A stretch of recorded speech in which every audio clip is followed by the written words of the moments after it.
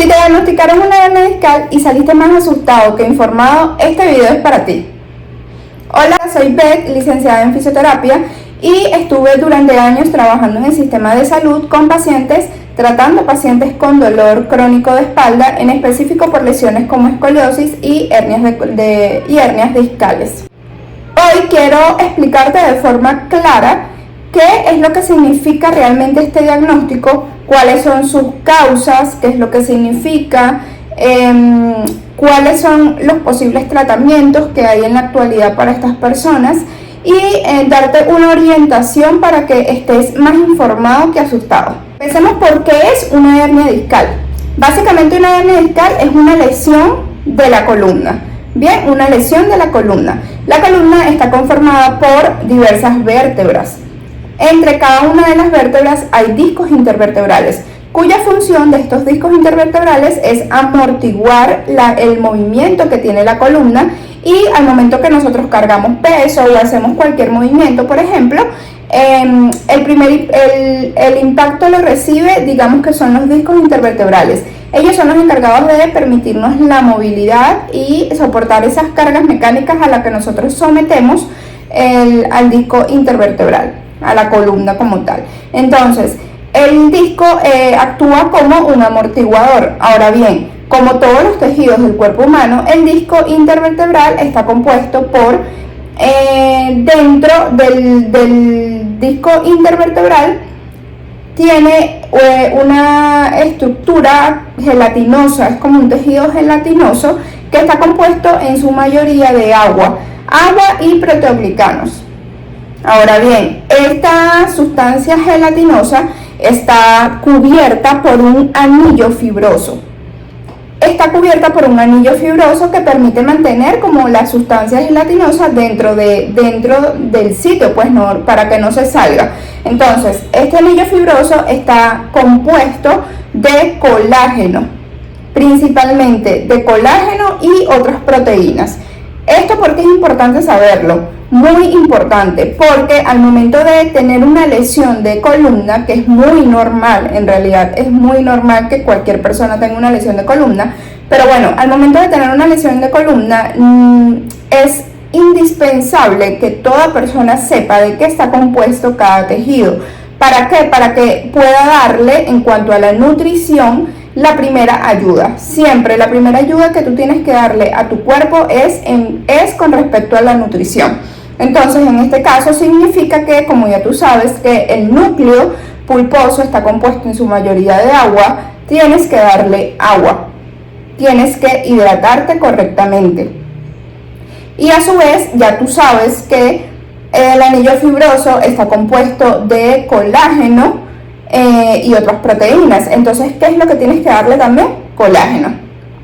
Y esto obviamente influye ya en el tema de la alimentación, que ya vamos a conversar un poco sobre el tema de la alimentación, que a mí me encanta porque lo dejan muy olvidado y realmente lo tienen que relacionar al momento de tener una lesión con lo que debo darle a mi cuerpo para ayudarlo a recuperarse. El cuerpo es una máquina de autocuración y por lo tanto todo lo que nosotros hagamos por él es para ayudarle, para facilitarle el proceso. Pero de por sí el cuerpo es una máquina de autocuración, o sea, él mismo se va a autorregenerar. Bien, entonces ya sabemos de qué está compuesto el núcleo, que es la sustancia gelatinosa que está en el centro. Ya sabemos de qué está compuesto el anillo fibroso. Y ahora a su vez hablamos del hueso. El hueso, que son como tal las vértebras, todas las que componen la columna vertebral. El hueso como tal está compuesto de magnesio, minerales como magnesio, tiene también fósforo. Entonces tenemos que ser conscientes que también hay que darle a nuestros huesos, además del calcio, porque comúnmente la mayoría sabe del calcio, pero más allá de eso es el magnesio, es el fósforo que también tenemos que darle, ciertos minerales para que nuestros huesos se fortalezcan. Bien, entonces anatómicamente esto consiste en la columna y la columna vertebral. Bien, cuando el núcleo, que es la sustancia gelatinosa que está adentro, protruye, es decir, se sale hacia el exterior, es cuando hablamos de una hernia discal.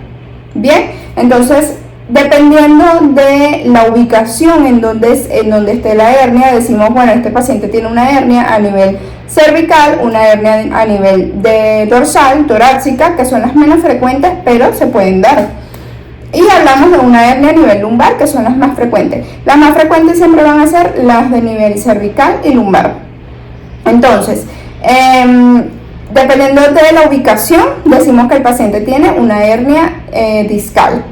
Pero es básicamente cuando la sustancia gelatinosa protruye hacia el exterior. Allí hablamos de una hernia discal. Entonces, esta hernia puede irritar nervios, dependiendo, no en todos los casos, pero son signos que se presentan normalmente. Puede llegar a irritar los nervios porque obviamente por allí, por la columna, pasan nervios, pasan arterias. Entonces, al estar en contacto directo con ese tejido, lo presiona, lo comprime y entonces empiezan las manifestaciones clínicas como hormigueo, sensación de entumecimiento que quizás debes estar presentando, pérdida de la sensibilidad o hay una alteración de la sensibilidad. Entonces, en este punto, además de entender anatómicamente y qué es una hernia discal, quiero que sepas que no toda hernia discal duele. No toda hernia discal duele. Hay personas con hernias grandes y no tienen una gota de dolor, como hay personas que simplemente tienen una protrusión discal y son personas que el dolor no las deja vivir. Y esto es normal porque científicamente está demostrado que dolor no es igual a daño, así como daño no es igual a dolor. Entonces, por esta parte ya tienes que ir disminuyendo esas alarmas que tienes prendidas en tu cerebro, porque no quiere decir que vayas a tener dolor. Si tienes dolor, se puede solucionar, pero si no tienes, es totalmente normal. Vamos a hablar ahora un poquito sobre las causas. Aquí no voy a decir simplemente que la causa es por cargar peso, porque esto es muy simplista y muy reduccionista. Entonces, más allá de eso, hay diversas causas que hacen que la persona se predisponga o haya una predisposición a tener este tipo de lesión en la columna. Y una de ellas, y la más común, es la degeneración natural con la edad. Obviamente con la edad se van deshidratando los discos, vamos perdiendo ese diámetro que naturalmente ellos tienen, que en personas sanas rondan entre los 7 a 10 milímetros de grosor, pero en la zona lumbar puede ser un poquito más de diámetro. Pero bueno, otra de las causas también es o puede ser el sedentarismo. Esto es muy importante. Las personas son cada vez más personas que no hacen ejercicio físico y esto predispone a tener diversas lesiones en la columna. Otra de las causas también es la falta de estabilidad muscular, los movimientos repetitivos que son mal controlados. Aquí podemos meter a cuando cargas peso y lo haces con una mala ejecución o una mala técnica. Esos movimientos repetitivos, si por ejemplo tienes un trabajo de oficina, entonces sabes, movimientos repetitivos que haces todos los días y a cada momento también te predisponen a tener ciertas lesiones, este tipo de lesión en la espalda. El estrés, muy importante, el estrés que desarrolla enfermedades físicas y es simplemente por estrés. Entonces, no quiero que entiendas que no es un evento aislado, no es simplemente una sola causa, no. Y si alguien te dice a ti, bueno, es por esto, es mentira. No es solamente un evento aislado, es un proceso, son diversas cosas que van llenando el vaso y cuando vienes a ver, tienes la lesión. Pero son diversas causas, no puedes decir que es solamente una sola causa. Vamos a explicarte un poquito acerca de los síntomas y que quizás tú debes estar presentando. Puedes estar presentando todos los síntomas que te voy a comentar o simplemente algunos, o simplemente puedes que no presentes ninguno. Simplemente tengas la hernia porque la viste en la radiografía y ya. O sea, no es algo que yo lo nombre y por eso lo tengas que tener. Eso tienes que tenerlo claro porque hay personas que piensan que Si tienen una hernia, tienen que tener los mismos síntomas que tienen todas las personas con hernia, y no se pueden catalogar. Entonces, en cuanto a los síntomas, el primero es un dolor a nivel lumbar. La persona presenta un dolor central a nivel de la columna, o como puede ser un dolor a ambos lados o solamente central en la columna, pero un dolor a nivel lumbar, en específico a nivel lumbar. También estas personas pueden que presenten un dolor que baja por toda la parte posterior de la pierna, que es lo que comúnmente le dicen la ciática. Entonces estas personas sienten un dolor que baja por toda la parte posterior de la pierna. También estas personas suelen presentar hormigueo. Puede ser el hormigueo que llegue hasta la zona de los pies, o puede que también les llegue al dedo gordo del pie. Entonces es un hormigueo que puede ser constante o puede ser intermitente, que va y viene. Estas personas también suelen presentar debilidad muscular, muy normal, muy común, pero pueden sentir que tienen pérdida de fuerza. Y también pueden sentirse, en la mayoría de los casos, pueden sentir rigidez. ¿Ok? Ahora bien, ¿qué es lo que nosotros, o qué es lo que te deben prender las alarmas y te debes de asustar si tienes alguna de estas dos cosas que voy a nombrarte? Si tienes alguna de estas dos cosas que voy a nombrarte, es algo muy urgente, es bandera roja, como nosotros los terapeutas lo tomamos, es bandera roja, y hay que buscar ayuda a nivel ya de médico, pues ya se prenden las alarmas y puede ser por algo más grave, ¿ok? Puede ser que requiera cirugía, porque si bien es cierto, no todas las hernias discales requieren cirugía. Es más, yo puedo decirte que la mayoría requieren cirugía, pero no todas. No todas, porque la mayoría se resuelve con un tratamiento conservador. La mayoría se resuelven de manera solas en 6 semanas. Si en 6 semanas no mejoras, entonces es donde te tienes que hacer una radiografía, es donde tienes que empezar un tratamiento conservador, pero según la evidencia científica se dice que se resuelve espontáneamente en 6 semanas. Pero bueno, si presentas alguna de estas dos cosas que te voy a indicar, no, hay que prender las alarmas porque puedes estar necesitando cirugía. Y una de ellas es que si hay una pérdida progresiva de la fuerza. Muy importante, si tú sientes que cada vez más estás perdiendo la fuerza, que se te van las piernas, que ya no puedes ni caminar, que no puedes ni levantarte tú solo de la silla porque sientes que te vas para atrás, te vas a caer, o sea, hay una pérdida progresiva de la fuerza. Eso como número 1. Y como número 2, hay una alteración a nivel de esfínteres. Empiezas a sentir que no controlas esfínteres, es decir, que no controlas las ganas de ir al baño, a hacer número 1 o a hacer número 2. Estas dos cosas es para derivar urgentemente. Entonces, solamente si presentas alguna de estas dos cosas, ten en cuenta de que estarías necesitando cirugía o que algo más urgente pasa. Si no presentas cualquiera de estas dos cosas, créeme que lo tuyo tiene solución con un tratamiento conservador y no necesariamente necesitaría cirugía. Así que sigamos con las opciones de tratamiento que tienes si no eres paciente bandera roja, ¿ok? Vamos con las opciones disponibles que tenemos actualmente. Como te dije o como te indiqué anteriormente, el primer paso y de primera línea es un tratamiento conservador. Es decir, que lo primero siempre va a ser un ejercicio terapéutico, ¿ok? Pero yo diría que antes del ejercicio terapéutico vamos primero con la educación en dolor. Tienes que entender cómo funciona el dolor en el cuerpo.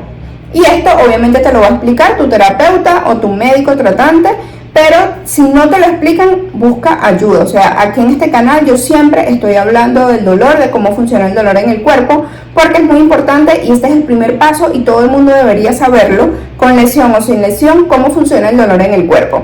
Entonces, el primer paso en el tratamiento es la educación en dolor. El segundo paso en el tratamiento es el ejercicio terapéutico. Una vez que sabes cómo funciona el dolor en tu cuerpo, entonces ya tienes que entender que necesitas ejercicio.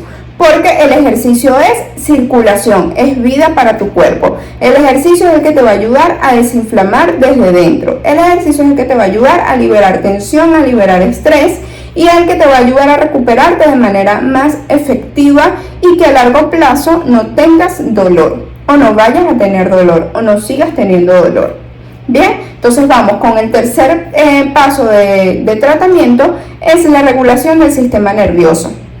Una vez entendiendo cómo funciona el dolor, sabrás que el sistema nervioso, si está alterado o si se la pasa la mayor parte del tiempo alterado en el sistema, en el sentido de activo, tienes que empezar a regularlo, porque el sistema nervioso debe estar equilibrado, no puede estar como una mano más arriba que la otra, o está más abajo y está aquí. No, tiene que estar así. El sistema nervioso tiene que estar regulado, y para que esté regulado quiere decir que la persona tiene que aprender a controlar sus emociones, tiene que saber gestionar el estrés en su día a día, tiene que saber saber detectar cuando se está sintiendo mal o cuando está pasando algo dentro de su cuerpo, cuando está sintiendo algo, se está sintiendo ansioso, se está sintiendo con miedo.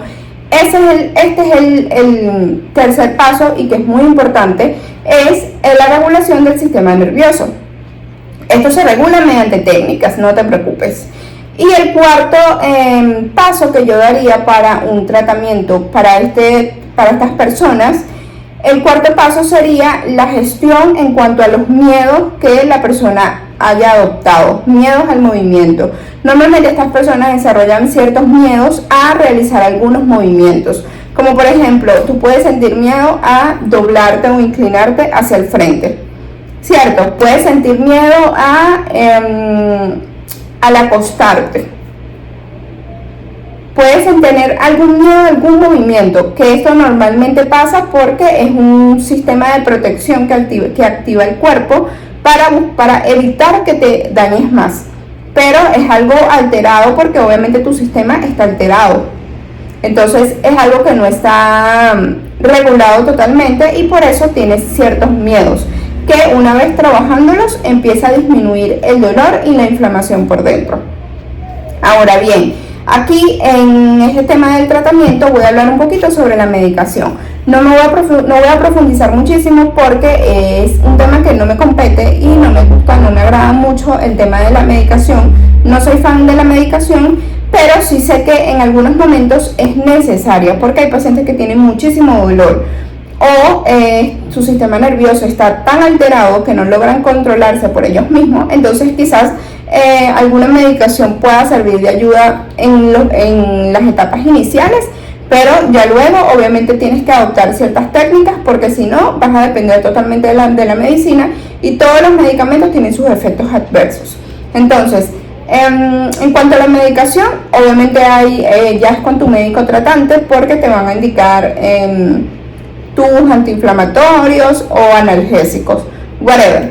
Aquí lo único que tienes que entender es que tienes que tratar de adoptar las técnicas, de entender todo esto que yo te estoy explicando, para que la medicación cada día sea cada vez menos y no te la pases toda la vida tomando pastillas, porque eso te va a dañar por otra parte. Familia, espero que hayas entendido todo lo que te expliqué hoy y estés más informado que asustado.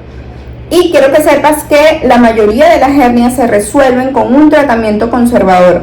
No necesitas cirugía, solamente casos específicos, como ya te expliqué qué casos específicos. Pero de resto, cuando la persona entiende lo que hay que hacer, lo que hay que evitar y cómo funciona el dolor en el cuerpo, allí la persona gana y empieza a disminuir el dolor, porque empiezan a disminuir esas alarmas en el cerebro. Y si quieres empezar desde ya mismo a profundizar en estos temas, si quieres empezar a cuidarte un poquito más, si quieres empezar con una alimentación saludable que te ayuda a desinflamar desde adentro, te voy a dejar aquí abajito mi guía de Sana tu Espalda, donde aquí expongo y te explico muchísimo más todo esto. Así que por ahora espero haberte ayudado, y suscríbete para no seguirte perdiendo ninguno de mis videos.